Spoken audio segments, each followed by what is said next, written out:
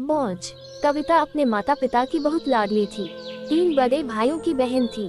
कोई भी चीज मांगने पर उसी वक्त सामने हाजिर हो जाती। पूरे घर में रौब था उसका। पूरे परिवार और नौकरों पर राजकुमारी की तरह हुक्म चलाती थी कविता। स्कूल में भी पूरा रौब था उसका। बड़े घर की लाडली जो थी वह। ऐसे ही उसने कॉलेज में दाखिला लिया। उसकी ठाठ बात, बड़ी गाड़ी में आना जाना, हर दिन नया फैशन देखकर हर कोई उससे दोस्ती करना चाहता था। थोड़े ही दिनों में उसके बहुत से दोस्त बन गए। पूरे कॉलेज में उसकी अपनी ही एक पहचान थी। इन दिनों उसके घर एक रिश्ता आया। खानदानी लोग थे और पापा की पुरानी जान पहचान थी उनके साथ। कविता के साथ कोई जबरदस्ती नहीं थी, पर कविता ने फिर भी हाँ कर दी, क्योंकि वह अपने परिवार से बहुत प्यार करती थी।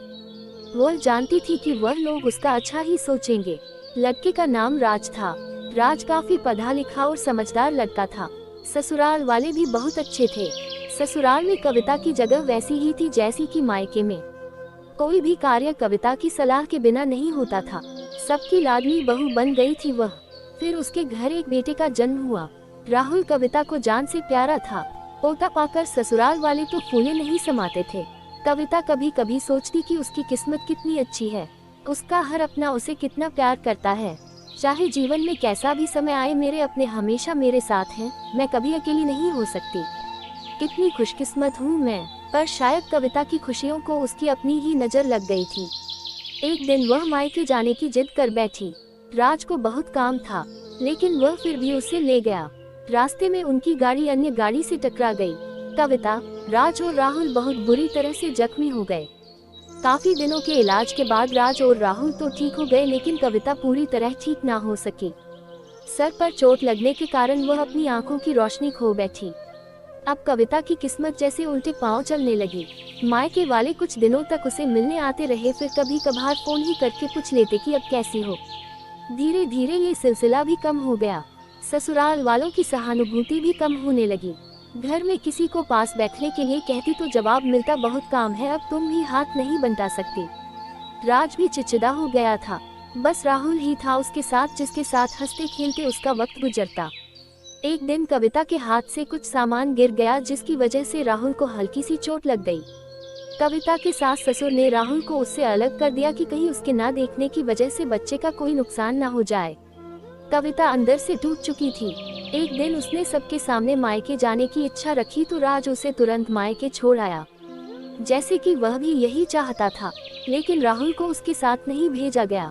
कविता कभी राहुल से दूर नहीं रही थी, पर अपनी कमी के कारण उसने ज्यादा बहस नहीं की। कविता को लगा कि वह 3-4 दिन वहाँ रहेगी तो थोड़ा हवा पानी बदल जाएगा, क्योंकि वह कितने दिनों से कहीं भी बाहर नहीं गई थी। घर वाले भी इतने दिनों बाद उसे देखकर कितने खुश होंगे। कविता के घर पहुंचने पर सब लोग बहुत खुश हुए। खाने में सब कुछ कविता की पसंद का ही बना था। उसने अपने मम्मी पापा और भाई भाभीियों से दिल खोलकर बातें की। उनके छोटे छोटे बच्चे भी बुआ के साथ घुल मिल गए थे। रात को सोने के वक्त जब वह कपड़े बदलने लगी तो उसे पता चला कि उसका बैग तो बहुत भरा हुआ था। वो सब समझ गई।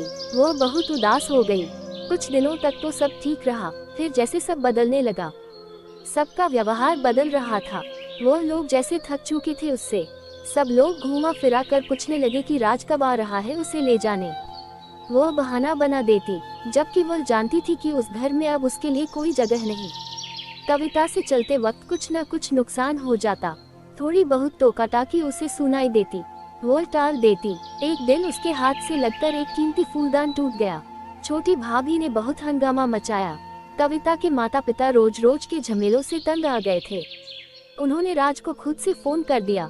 राज कविता को अपने घर ले गया। कविता को अपने परिवार वालों से ये उम्मीद न थी। जिस कविता के कहे बिना घर में एक पत्ता भी नहीं हिलता था, उस घर के लिए वह बोझ बन चुकी थी। राज के साथ ससुराल आते वक्त वह बहुत खुश थी, क्योंकि वह अपने घर जा रही थी, अपने जिगर के टुकड़े राहुल के पास। परंतु ये खुशी भी कुछ पल की ही थी। सारा बंदोबस्त पहले ही किया हुआ था। कविता को सीधे ऊपर वाले कमरे में पहुंचा दिया गया। राहुल से दूर रहने की सख्त चेतावनी दी गई। एक कामवाली लता को उसकी जिम्मेदारी सौंपी गई, जो उसके खाने पहनने जैसी जरूरतों का ध्यान रखती। कविता ज्यादातर चुप ही रहती। कभी कभी कामवाली लता से थोड़ा बतिया लेती। उसके जरिए राहुल का पता चल जाता। सबकी लाडली बेटी और बहू सबके लिए लाडली से बोझ बन चुकी थी।